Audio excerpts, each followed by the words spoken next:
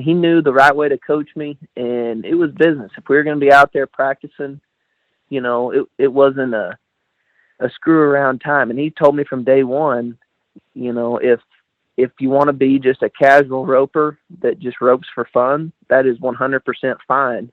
Then we'll do it like that. But if it's something that you want to do and be good at someday, and ever since I started, he was my idol. My own dad was my idol. I always wanted to rodeo and make the finals. This is Season 3 of The Score, the Team Roping Journal's regular podcast, where the team roping world talks. We've told the stories of some of the greatest cowboys, horses, and moments in the sport, and we're so far from done. In 2020, we'll bring you more of what you've come to expect, like interviews with the best cowboys and cowgirls we know, and we'll dive even deeper into subjects you care about. Look for more audio editions of the Team Roping Journal stories you might have missed in print, and learn about the great horses shaping the sport and great challenges facing our industry. All this and more in 2020. I'm Chelsea Schaefer. Hey Caitlin, we're going to do a quick little intro before I do my regular intro. Oh, hey, Chelsea. That's exciting. Caitlin's sitting here. It is late on Wednesday night before this episode comes out. I've been dilly-dallying, and she's amazing and waited for me to do the last little bit of this podcast so you all can have it fresh Thursday morning for you eager beavers that are ready to listen to it on your drive to work or on your feeding miles. But Caitlin and I have been working really hard on something new that I want to talk to you about before I introduce you to the podcast. Mm-hmm. So we have been working on the Breakaway Roping Journal. Yes. And our friends at Cactus Ropes, who are sponsoring this episode of The Score, are also some amazing sponsors of the Breakaway Roping Journal. We're so excited. I think one of the big things that's been so much fun about the Breakaway Roping Journal and the breakaway roping industry is that so many folks in the industry are all in behind it, and that's Cactus Ropes for sure. So I'm so excited to have them, Barry, Katie, Mike Pylan, everybody there on board with us. It's been fun. It's been a lot of fun. And I know this episode, we're going to talk about the future. Chelsea talks about the future of the commercial break. But I know Cactus is going to like a good shout-out for their newest calf rope, the breakaway rope, the Tsunami. So, had to plug that in there a little bit. You filled your permit with the Tsunami, did you not? I did. I filled my permit with the Tsunami. Woohoo! It was great. Awesome. Well, everybody, if you haven't checked out breakawayropingjournal.com, it's our new venture. It's a digital-only platform right now. We're super excited about it. I know I'm not the only one that's been putting all my late-night hours into it, but our whole team is really honored to be a part of it. So I just wanted to plug that before we get into the episode. And stay tuned to, if you sign up for our Breakaway Roping Journal newsletters, you are going to be entered for a chance to win a special prize pack.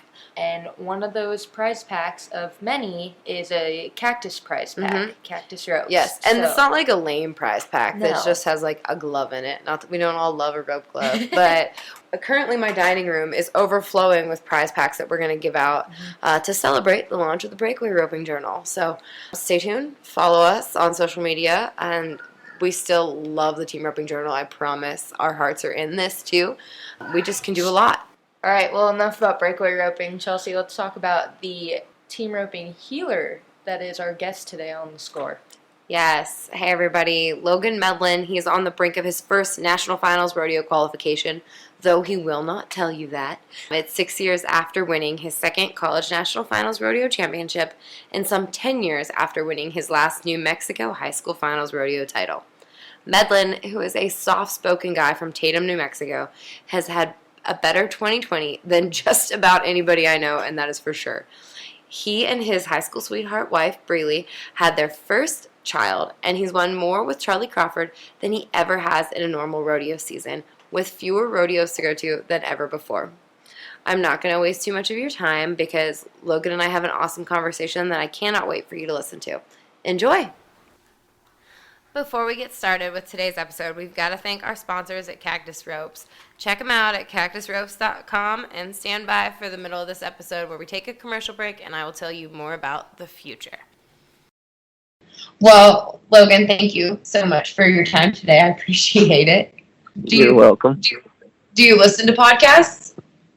I do a little bit. Every now and then like I said, I'm not usually very tech savvy, and so if I can remember sometimes how to get back on or get logged on to where I can listen to one, I do have the score on my phone, and but I tell you what, I got a new phone the other day, and so I don't have it. My wife's got to get all that lined up for me. I'm not very good at figuring that stuff out, and so I don't listen to them all the time, but I do some.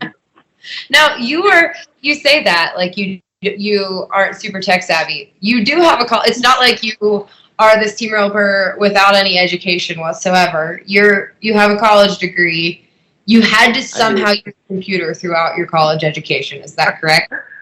I did, but it was a struggle. It was I did get through school and got my degree, but that was 6 or 7 years ago, and lots changed since I was logging on and doing my homework. That's for sure. I have not touched a computer since the day I got out of school. That's for sure. It doesn't feel like it was 6 or 7 years ago that I was like interviewing you at the college finals. You were up with Billy Bob. I don't feel like it has been 6 or 7 years. Does it feel like to you that it has been that long since since you were college rodeoing, just worrying about college rodeoing, roping with Billy Bob, and now you are making your first NFR? Has that been did it fly by the last 6 years, or was it? It did. It has flown by. It just doesn't seem. Yeah, you're right. It just doesn't seem that long ago that I was college rodeoing and life was a lot simpler then.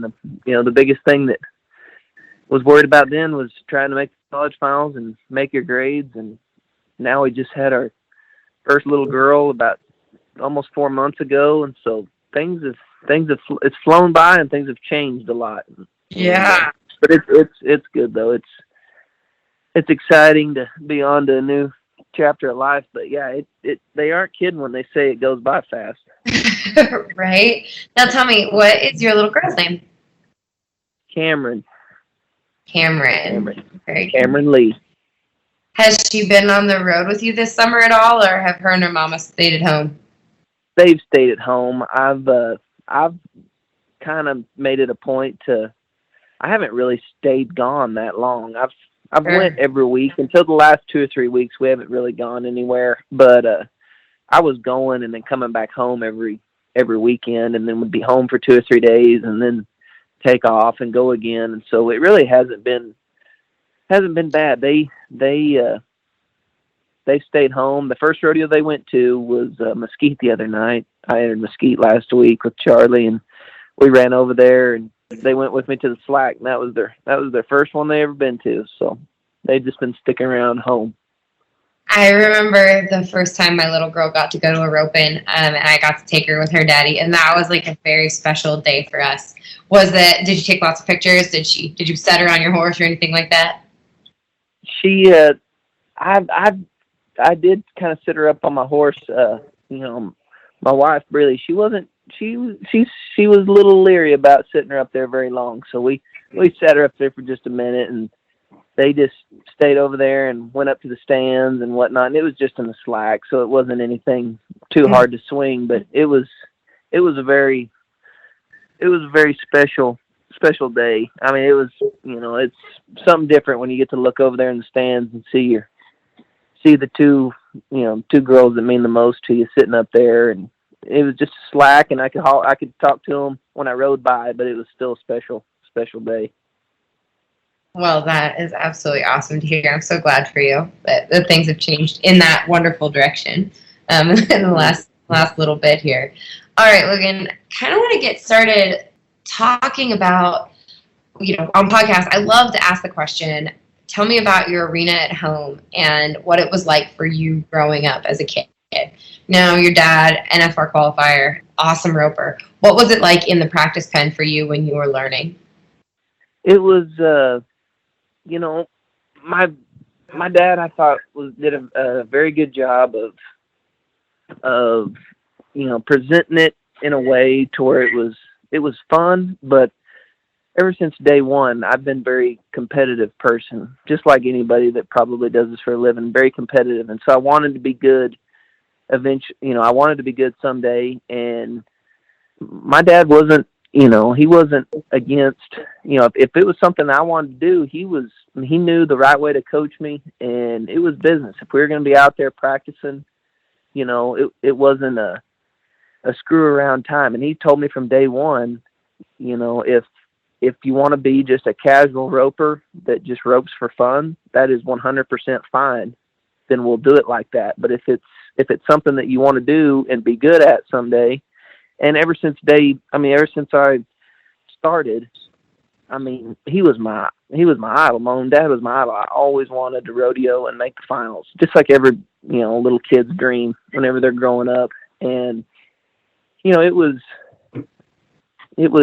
he, since day one, that's what I told him I wanted to do, and so he kind of helped me train that way. It was business, and we had something we were trying to accomplish every day, and it was fun. We had lots of good memories, and looking back, I wouldn't have traded it for any other way. That's some of my most fond memories. But growing up, and still to this day, I'm a huge sports fan. So I played football and basketball growing up in junior high and high school all the way up until I graduated. And so there was times where, during football and basketball season, there was a couple different times that I thought, maybe I just want to rope and specialize in that and not play sports.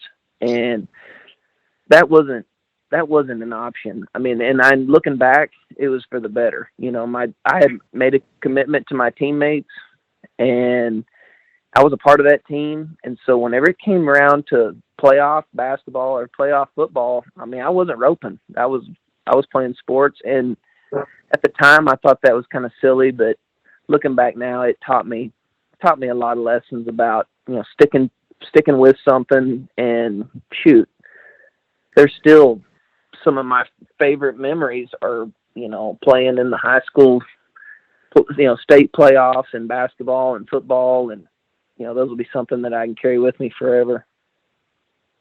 Well, when you say that, you also won 3 high school team roping titles too in the process. So your family must have been really good at helping you multitask. Did you take the fall off from roping, like the whole fall, and then caught up in your high school in the spring? We always had fall rodeos along the same time as we were trying that we played football. And there was several different times where we had a high school rodeo over the top of a football game, and I missed the high school rodeo, and there was no questions about it. That was when I decided to play football at the beginning of that year. That's what, and that was something that my dad always told me, you committed to that, and so you're going to be there for your teammates. And so I skipped a couple high school rodeos, and luckily my partners throughout the years understood. And then in basketball, then in the springtime, I would play basketball, but basketball would get over usually the week before the spring high school rodeos would start up, so it didn't really interfere. But we were big into sports. That's me and my sister both. She played, and still to this day, I love to go pick up basketball, and I just I enjoy doing that stuff. Mm-hmm. Absolutely. Now, how important was getting a college degree for you versus how important was winning the college finals? Like, was college the means to an end as far as the goal for winning the college finals, or were you very serious about your academics? I was, my mom's a school teacher, and so from day one, when I first started going to school, that was a priority. That was something that there wasn't ever an option really probably to not go to school. And a lot of people don't go to school and turn out great, fine, but for my family, that was something I was going to have to do. And so college rodeo helped me get through it and fine, but first and foremost, I was going to get a college degree. And and that's what I did. I mean, my wife, we went to high school together, but she was at college. We went to the same college as I did, and so, she was able to keep me on track. That's for sure. Because there was, I'm not gonna lie, I probably could have strayed and got off a little off course from time to time. But between my mom and her, they kept me on track pretty good. Yeah. Now, coming out of college, you had you had won back-to-back college championships. Did you have expectations of having early success in the PRCA, or did you know you were going to have to pay your dues? Like, tell me what 2014, 2015, those early years looked like, and what you were struggling with, and how you felt about it. Yeah, I mean, I really didn't. I didn't really expect to just. I mean, I obviously wanted to do good, and my first couple years of pro rodeoing, but I didn't just expect to step in and just go to dominating, just because I knew I was. I mean, I'm a realist. I could look around and see that I was not at the level that was going to need be to be able to compete and win a whole lot. So my first year, my rookie year, me and Billy Bob, I roped with Billy Bob Brown, and I mean, we were super green. I mean, didn't have a clue really what was going on, but I mean, we got out there and toured around for a little bit, and I don't know, maybe after Cheyenne or something like that, we came home, and then in 15, my second year, I had just moved to Stephenville. I had moved to Stephenville the year before, right at the end of 14, and in 15, I roped a little bit in the wintertime with Clayton Haas, and then didn't even rodeo that summer. I just stayed home and built my place and practiced, kind of stayed home and, piddled around with that. And I knew I needed a new horse. The horse I had to college finals and had won both the college finals on, he was a good horse, but I knew that he probably wasn't quite enough horse for what I was going to need. And I didn't really honestly know, I had never rode anything. At the time, I thought he was the best horse that I could have, but fortunate enough, I was able to sell him. And actually the very day that I sold him in 2015 was the day I picked up the horse I've got now that I ride everywhere, Drago. I picked him up that same day to try. And I mean, he's been a game changer for me and my family. I mean, he's pretty much everything I've won. Mm-hmm. I mean, not that I've won a whole lot in the last 4 or 5 years, but everything that I have won has pretty much been on him. Before we go any further into the episode, gotta thank our sponsors at Cactus Ropes. Cactus Ropes has been one of the industry's leading rope producers for the past 25 years, and they're focused on creating specialized products for ropers just beginning to those winning world titles. Be sure to check out their new rope, The Future.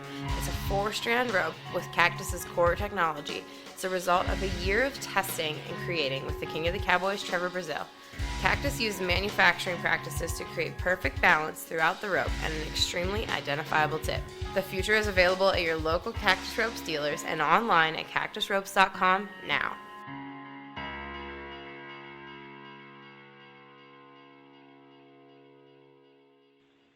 Now, tell me Drago's story. Where did he come from?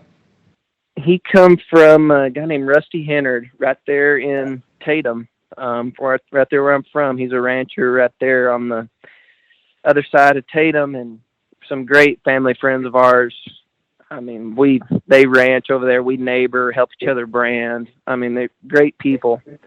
And he had bought Drago through the Clovis horse sale when he was a yearling, and he breaks. They raised a bunch of horses, but he had broke him, rode him at the Brandons, and I had seen Drago for 3 or 4 years, 5 years, and I always kind of asked Rusty about selling him just because he kind of looked the part, and I thought maybe he could make a heel horse. And Rusty never really wanted to sell him, and finally, when he was 6 years old, Rusty's got 2 little girls, Avery and Colby, and they were getting old enough to be able to ride, and Drago wasn't really gentle enough for them. He's a little bit quirky, and so he told me he'd let me have first shot at him, and he had started healing some on him. He had actually took him, maybe a roping or two, I think. He was still very green, but I bought him, and I didn't have anything else. Like I said, I sold my other horse at the time, and so I picked him up,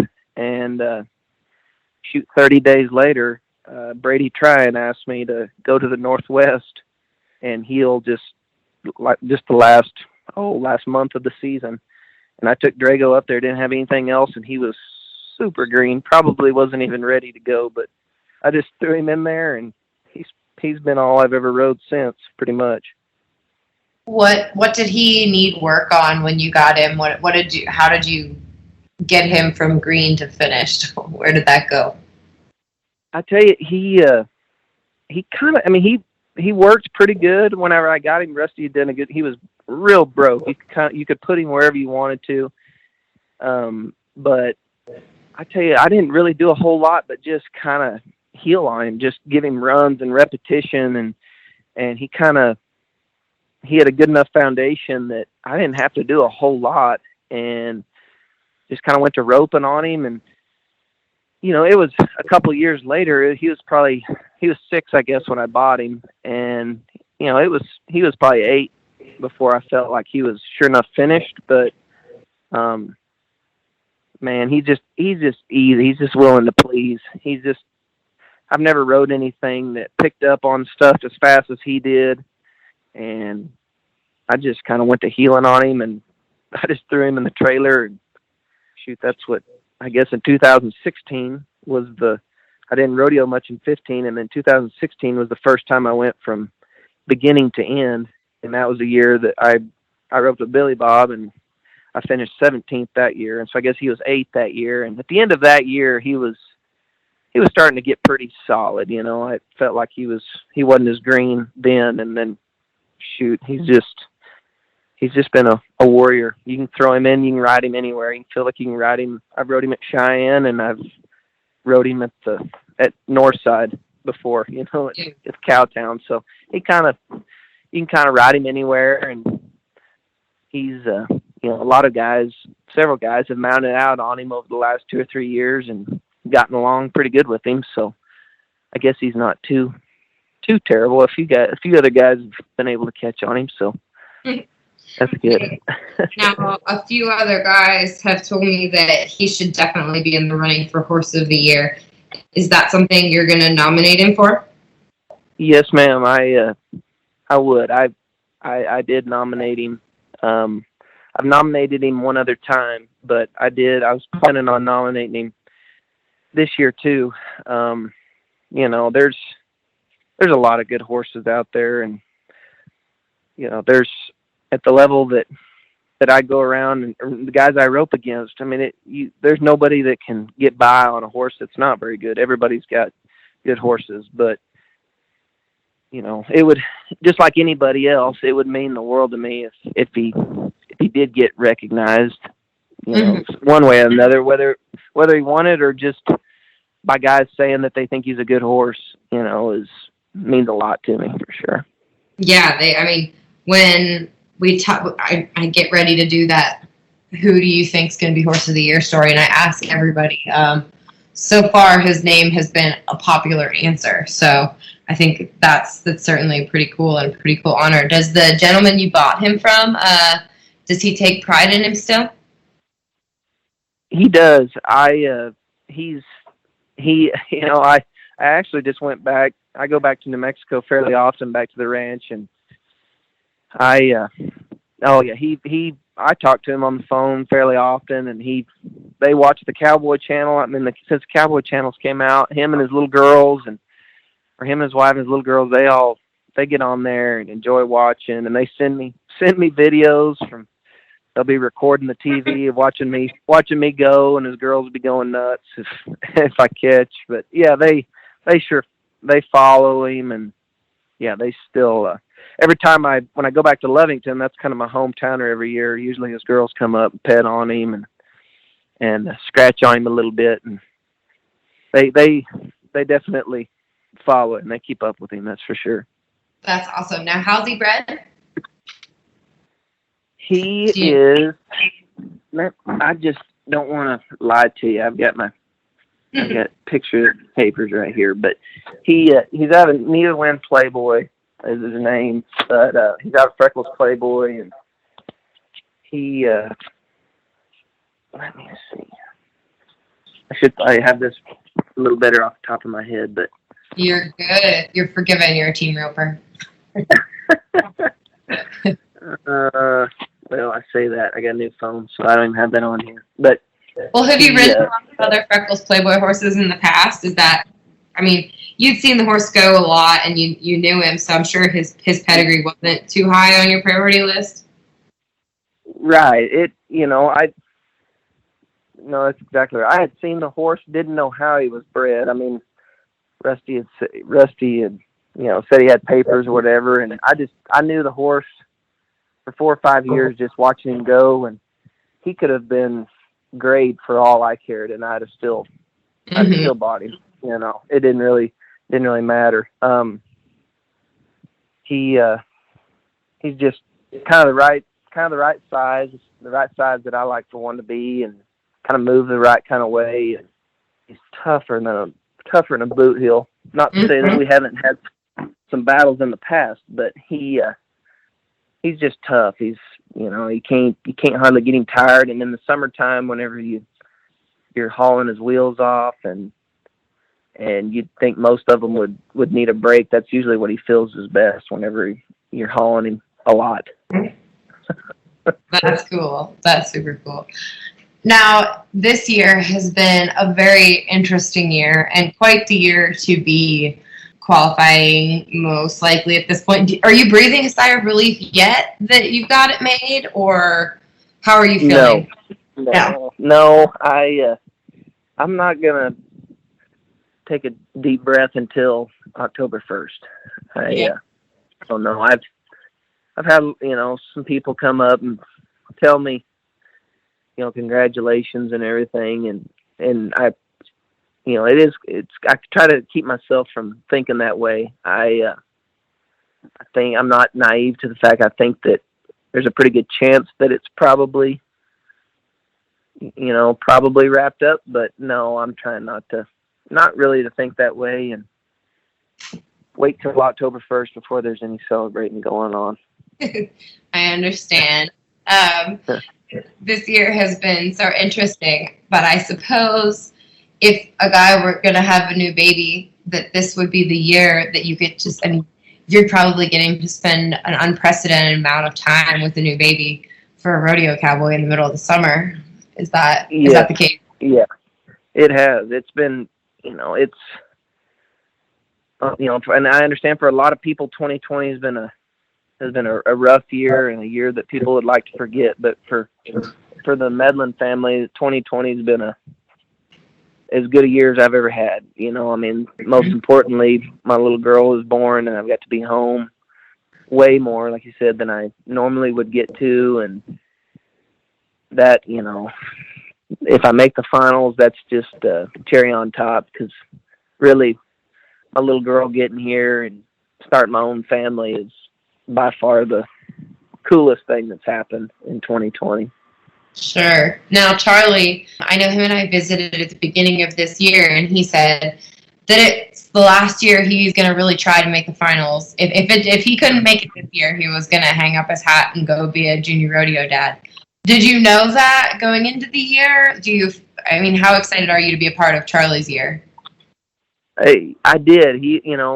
We're pretty good friends. We've been pretty good friends for the last few years, and he told me, which I think was very cool on his part, he told me straight up at the beginning of the year, at the end of last year and the beginning of this year, that he wanted to go through the winter time because we were going to get in everywhere and see how it went, and if we had a chance after the winter was over, then he would be all in for the summer.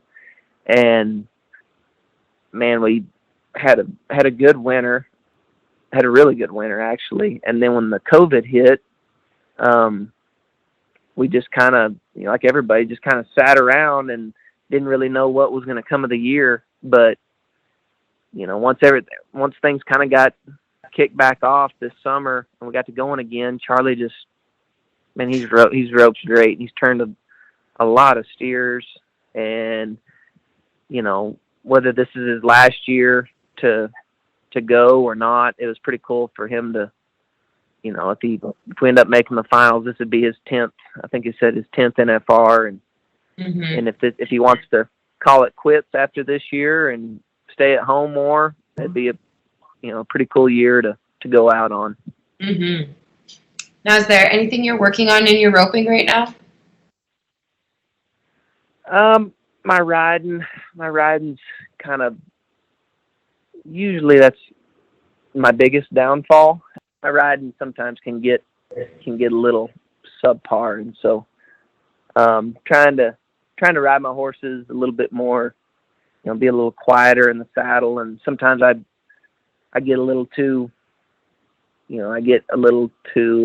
loose in the saddle, if you will, and kind of give horses too many cues, and just trying to sit a little quieter. I think there's some guys, Joseph, Jade, some guys that, man, they just sit up there and it's like, they never move, and they're not, giving the horses a bunch of different several cues and faking them out a little bit, and trying to kind of pattern myself after those guys where they can kind of more or less just stay out of my horse's way and just let them work, and be a little better horseman than what I have been this year.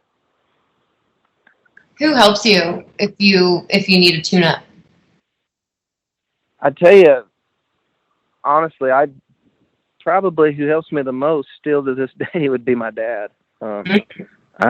We talk about it often. I send him videos, and I mean, he's thankfully he's more than willing to help. He likes to look at videos and break it down and look at what needs to be addressed and what doesn't. And it's always handy to have another set of eyes kind of looking at my stuff, because it's easy to get in repetition and kind of get numb to certain things. But I send lots of videos to him, and we talk about it often, kind of about what needs to change or what needs to be addressed and worked on. Yeah, absolutely. Well, sir, I am so excited for the year that you're having. It's been such a fairy tale year for you. Aside from the rest of humanity struggling, I'm really glad that your year has gone how it has. It's nice to see a happy ending coming out of this year. So I'm thrilled for you. I'm so excited 6 years later, after the last time we really visited for your college finals win, to be talking now. So, Logan, right. I'm excited for you wherever the NFR may be, wherever it is. Even though you're not banking on it yet, I'm hopeful and confident that we'll see you there. Okay, well, thank you very much. Thank you. Have a great day. All right, you too. See you. Bye. Thank you so much, Logan, for spending your time with us. I'm so glad that we got to have this conversation. I'm glad you all got to meet Mr. Logan Medlin, who is not often in the spotlight. So enjoy, and thank you so much, Cactus, for your time on The Score today and supporting everything that we do.